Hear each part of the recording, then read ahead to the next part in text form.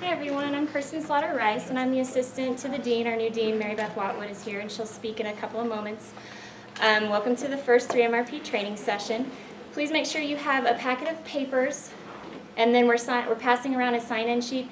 Please print your name and include your email and make sure your name's on that so we know that you're here. I want to draw your attention to the packet of papers. The first page is the agenda and the second page is the presentation waiver. So if you guys could read that, and if you agree, initial it, print your name, sign it, date it, and then you'll give those to me before you leave. If you are uncomfortable signing this, come talk to me afterwards, and we'll go from there. But we use the video footage. We'll post this up on YouTube so you can review the training sessions. We also use the videotapes of your preliminary heats and the final heats for training purposes, and any of you who have checked out our website at www.nau.edu/3MRP, you've seen the YouTube videos from last year's finalists, which are pretty impressive. So that's what we use. We will use you guys in the future for our training purposes. So go ahead and take a few minutes to read that, initial it, and then you can give it to me at the end, and then I'll invite Dean Watwood up to say a few words about 3MRP.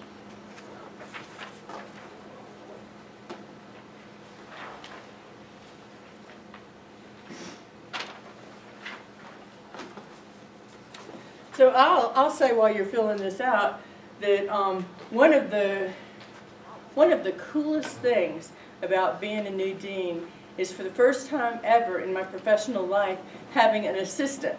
She takes care of my scheduling. When I'm going to talk to people, she tells me what to say, and importantly, she tells me what not to say. And I'm like, where have you been all my life? And can you come to my house?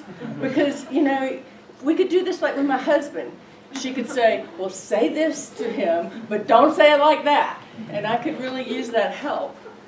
I want to congratulate all of you for being accepted into the program this year. It's going to be a fun competition. How many of you were at the final last year or participated or had any involvement?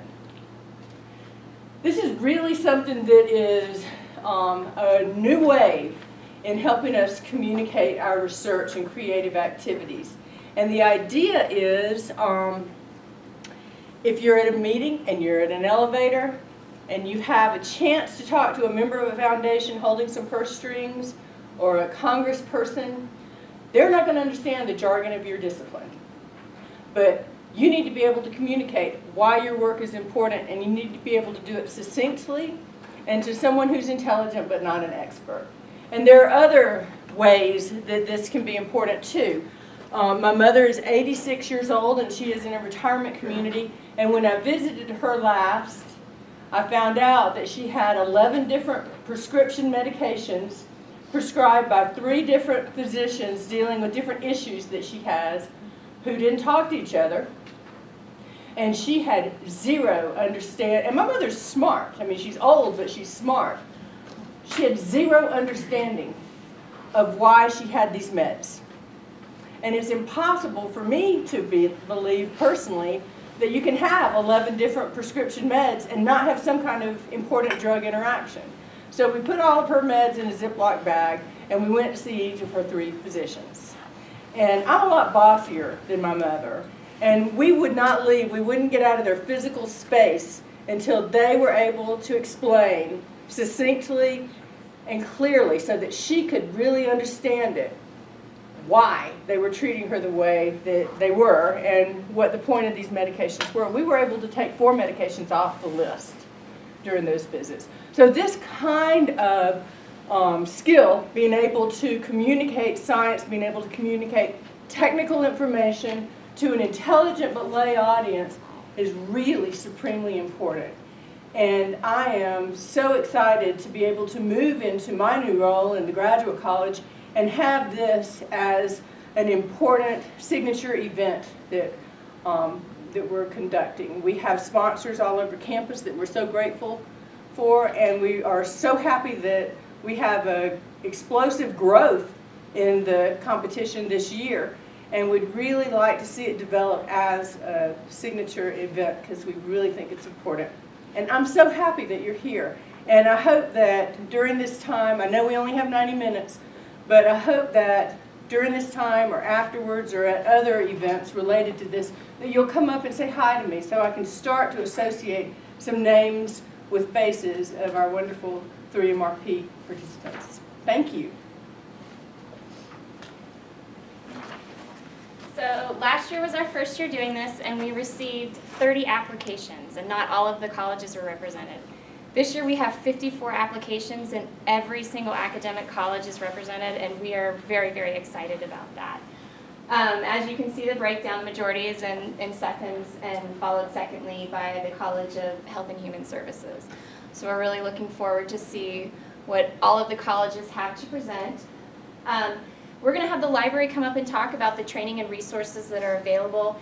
And let me just say that I heard nothing but wonderful things about the library and the research librarians and the resources that are available. And our top competitors, our finalists and our winners, they use the research librarians. So I really encourage you to use them, because that's what they do. I mean, they are research librarians, and they are here to help you with your research. And they have generously volunteered to expand what they normally do to help our 3MRP participants. So I really encourage you to work closely with your research librarian to further your research and prepare for the presentation. The other things that we'll talk about are, of course, the prize money, and also about the judging criteria and the evaluations. And we're going to review 3 of the 3MT presentations. And so a little background on the 3MRP. It's based on the 3-minute thesis, but we wanted to expand that to include creative work, capstone projects. There's some more chairs in the back. We've got a full group tonight. So we wanted to expand it to include more groups, and so that's why we've called it the 3-minute research presentation, 3MRP. And what we are expecting, hoping you guys to do, is to present on your research in a way that your grandmother could understand it, your next door neighbor, someone you meet on an elevator that perhaps is going to give you funding, to also speak to your community about what you do. At the final presentation, it will be faculty, staff, and students from NAU, but we also invite the community. And last year we had the significant proportion was the community, and they're the ones that you need to be able to communicate your research to. And you can't talk about some target cell that's CA, B123. You've got to be able to talk to them in a way that they can understand that your research is on brain cells or developing a vaccine to cure cancer, or you're composing a new work and the importance of that new work that you're composing. And so it's really important, as most of you know, and even if you're just starting out in your graduate career, that you need to be able to communicate intelligently, but also in a way that people can understand. And we really encourage you to avoid using jargon and to enjoy it. And so there's a sheet on the 3MRP rules, which is that next sheet. And we don't allow costumes or props.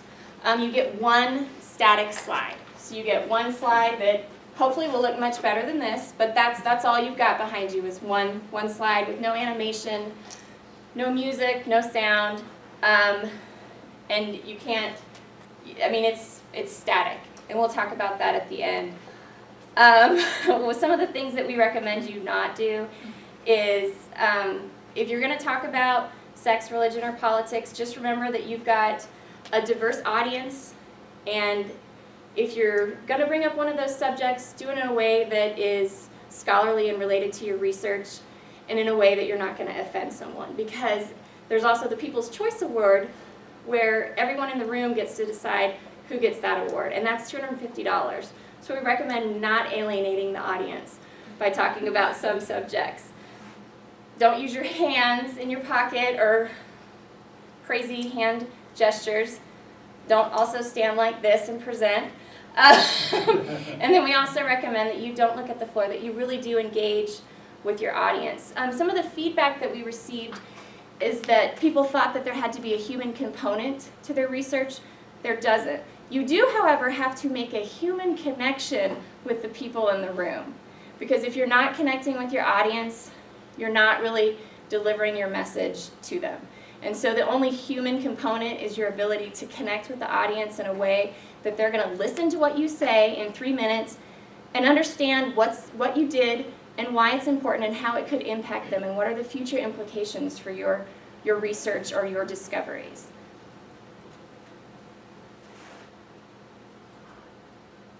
And so to make your presentation a success, keep it simple, keep it unexpected. Jokes are good as long as they're appropriate. Keep it concrete. Is there some sort of metaphor that you can use to capture what you're talking about? Make it credible, make it emotional, and tell a story. So back to making it emotional. You've got to connect with your audience and make them understand why it's important. And then when you tell them, if you can tell them a story, remember you only have 3 minutes, but if you can tell them about your research in a way that they can relate to it, and perhaps it's with a story, you're telling a story about why it's important. Have any of you guys watched the videos on YouTube? Most of you have. So our first place winner, Sarah, she told a story. She started with a story, and it was such a powerful story about these owls and the natives and habitats. It's like you were automatically drawn in to her story about her research. She's still telling you about concrete research that she did. She's in the School of Forestry, but she drew you in with that story, and it made you want to learn, well, why is this important? Why should we give you funding? And she really explained why it's important and what the future implications are. So keep it simple, unexpected, concrete, credible, emotional, and tell a story. So, you guys saw the 4 winners, and in order to win, you have to understand that your audience is not your typical peers. It's an audience of people with a diverse background. Some of them will have PhDs, some of them will have master's degrees, some of them will have undergraduate, some of them will have a high school degree, some of them will still maybe be in high school. So you've got to connect with them so to make them curious and for them to understand the why aspect of your research. We also will have judges at the prelim, we'll have faculty and staff from NAU, and then at the final presentations we'll have faculty and staff from NAU, but we also invite community members to be judges. And there'll be 3 judges at each of the preliminary, and we'll have anywhere from 6 to 9 judges at the finals. So they're looking for your ability to communicate and think clearly.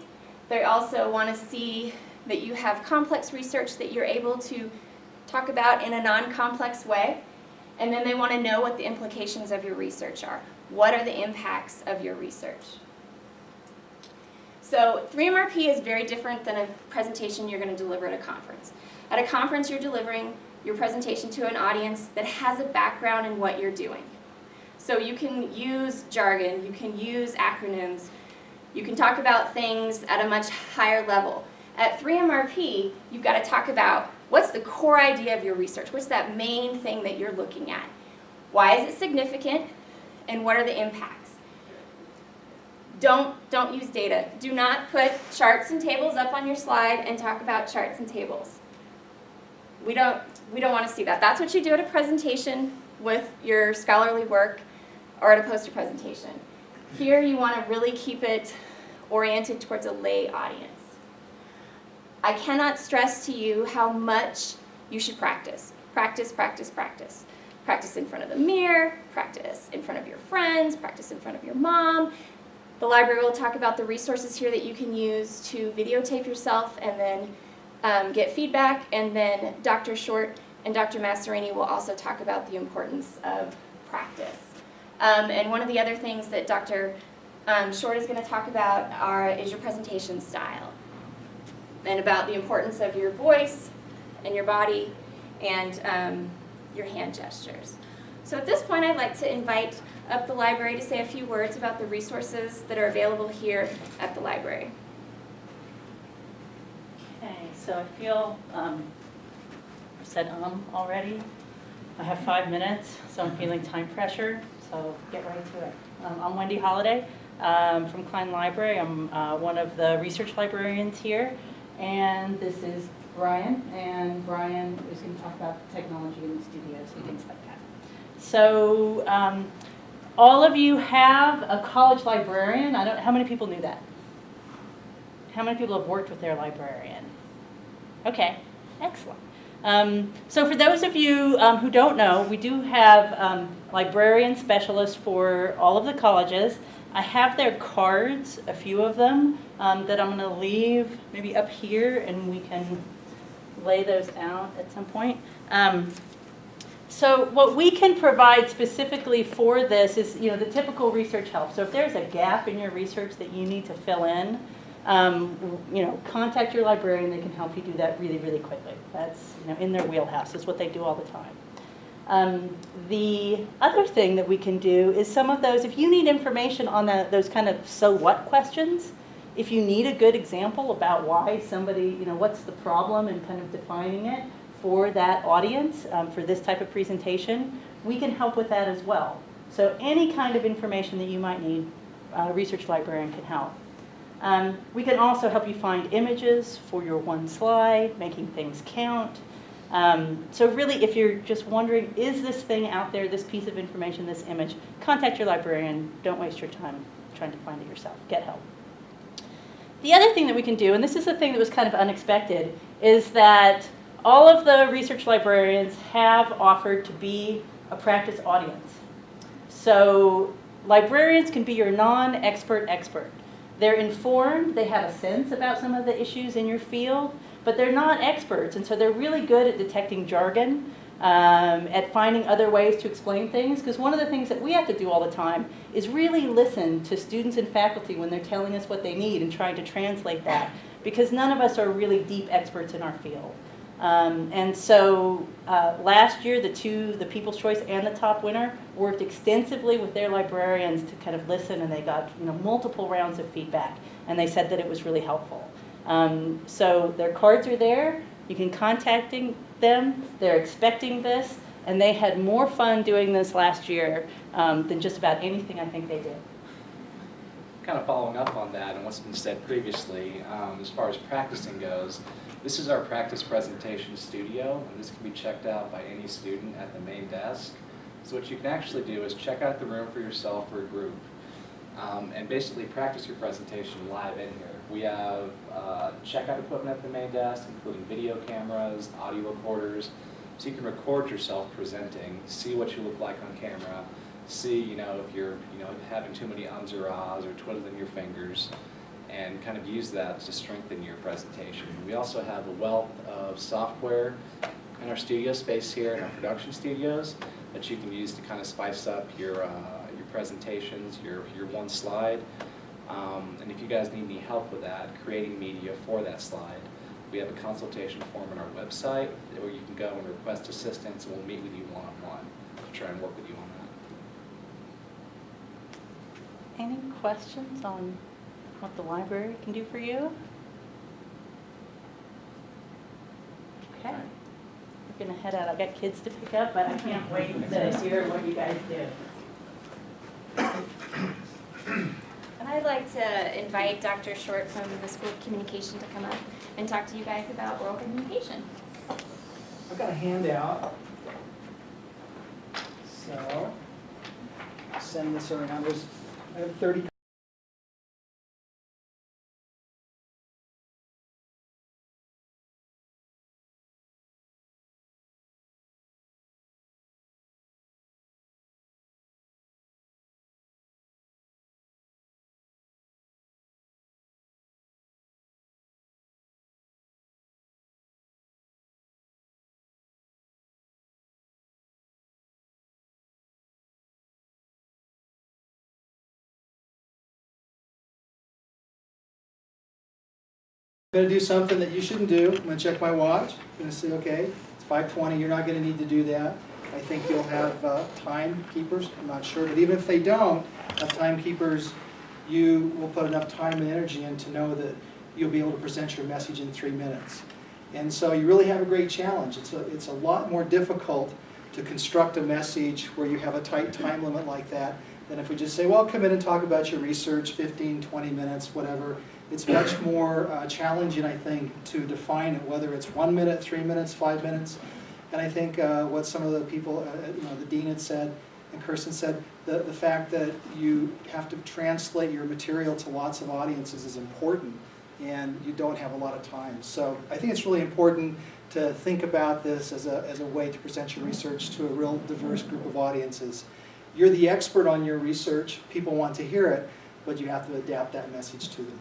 So in terms of oral communication, I want to draw upon just some of the things that I do when I teach public speaking and some of the suggestions I make to people when I'm asked to give some advice on oral communication, public speaking. And so I had an old handout from last year, and then I took it and changed it, revised it, but basically it kind of goes over the same ground again. So, and when I was thinking, these top items are just kind of off the top of my head. What do I think you need to remember? And probably the top thing about no tricks is something I tell people all the time. There is really no shortcut to being an effective communicator. Sometimes there are people who will come up with little gimmicks to kind of help you out. I remember a few years ago I read this one consultant would say, well, if you're nervous, always drop your pen, and then pick up your pen, and then you make a joke about it, and you show you're human, and you've actually, used a little bit of adrenaline, etc. But it becomes formulaic. It's unnatural, really, and so you really should strive to interact with the group of people there and make things part of the situation. So I don't think there's any tricks, and I put in here adequate preparation and appropriate practice. Probably I should say extensive practice, lots and lots of practice. I put adequate because I think sometimes people think practice is like reading through my notes a couple times and it'll just come to me. I'll just, the words will come, I'll be inspired. And that's not the way it works. Really great speakers practice a lot. And so when we see someone who's someone who makes their living as a speaker, like some of these inspirational speakers, who go around and give these hour-long lectures and you pay them money, etc.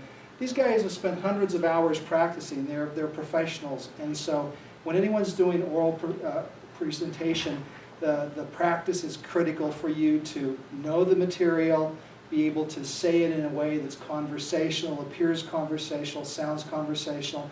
You really become attuned to it. And that really demands lots of preparation, but also appropriate practice. And what I tell the students I have is appropriate practice is to speak out loud, sometimes to another person, sometimes to maybe an empty room, maybe to a camera and videotape and get that kind of feedback.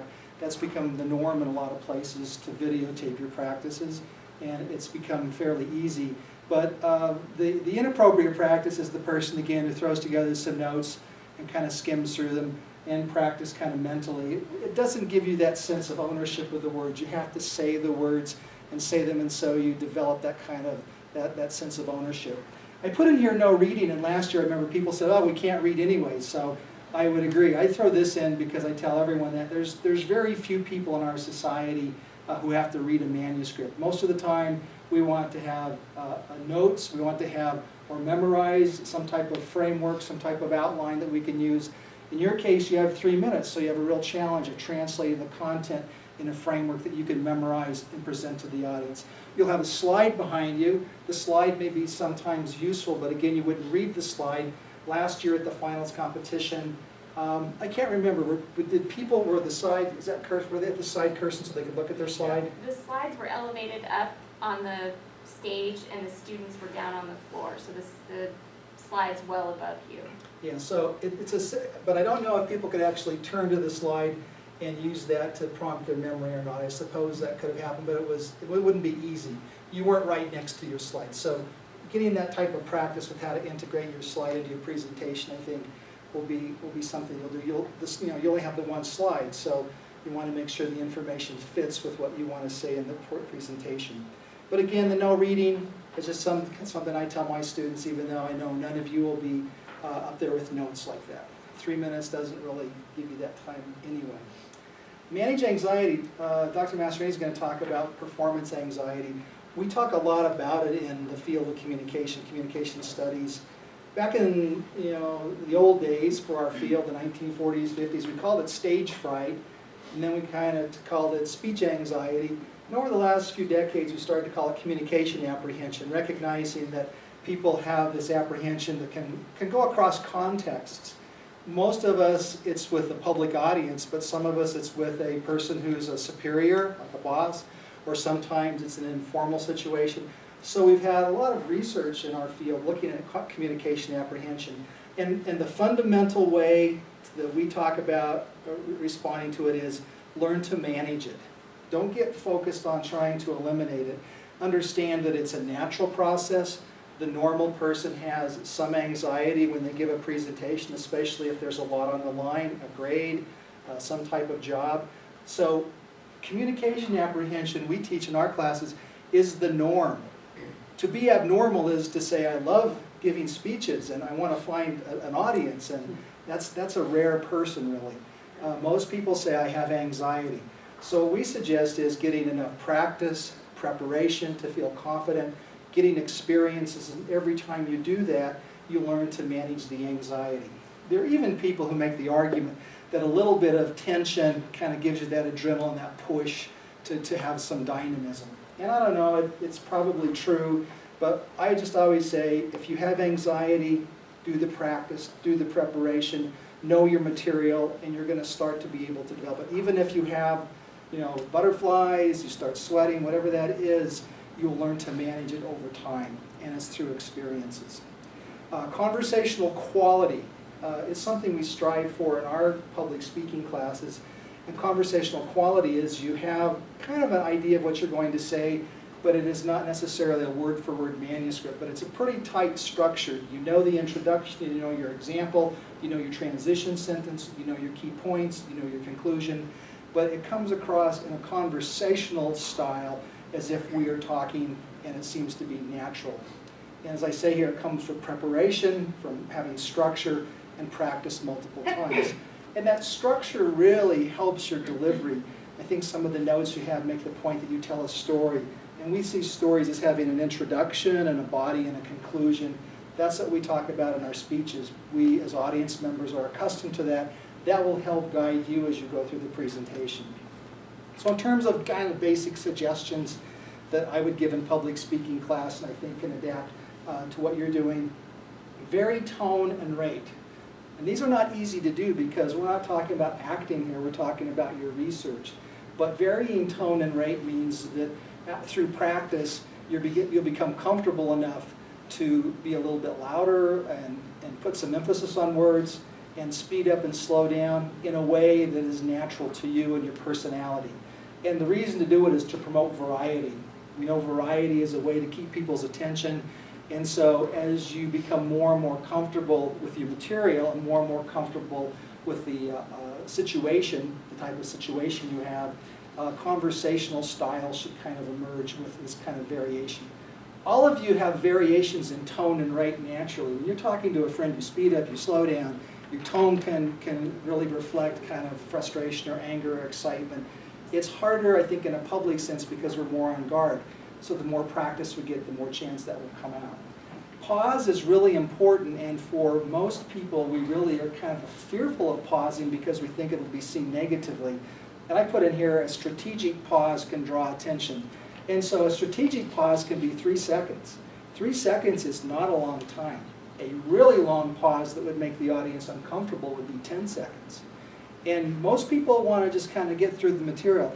But when you're putting together your presentation, if you want to draw attention to something, think about having that small pause. And so you may, and it's a good transition device. And so you're saying, and so after conducting this research and doing the analysis, we found something that we were totally amazed by.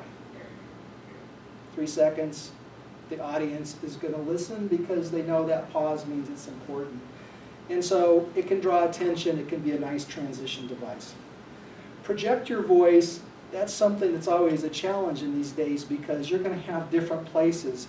Are they going to do where the heat's going to be, in here, or where would the heat's for this? The heat will be in here. Okay, so this is very different, and then if you go into Ashhurst, you're going to have a large audience, and so you have to figure out if you're going to be mic'd, if it's going to be a microphone, and you have to find out the size of the audience. Projection really goes to, I want the people in the back of the room to understand very clearly without having to strain.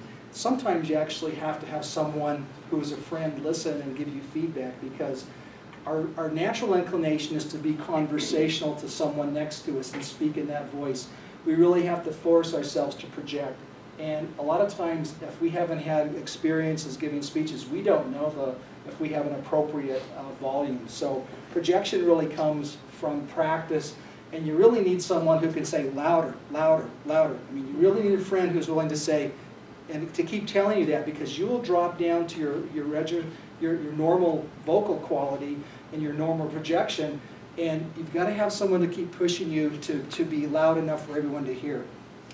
Okay, for body, 3 minutes means that you don't draw a lot of attention to yourself. So first of all, let me just go through the list. Eye contact, the recommendation is eye contact should be sustained. It's ongoing. You don't have notes here. And like Kirsten said, you're not going to be looking at the floor. And in the olden days, they used to tell you this thing, if you're nervous, look at above the audience, look at the clock in the back of the room. Probably doesn't work because you want to see what the audience is looking at. You want to have eye contact. So it should be sustained and it should be balanced. It shouldn't get focused on one side of the room. And it's kind of interesting over the years, I've seen students who will get kind of really locked into one side of the room. And that's kind of unnerving for everyone. And I guess it's nervousness. But when they get going and they just start looking at this one side, this group is nervous, and this group is starting to get kind of insulted.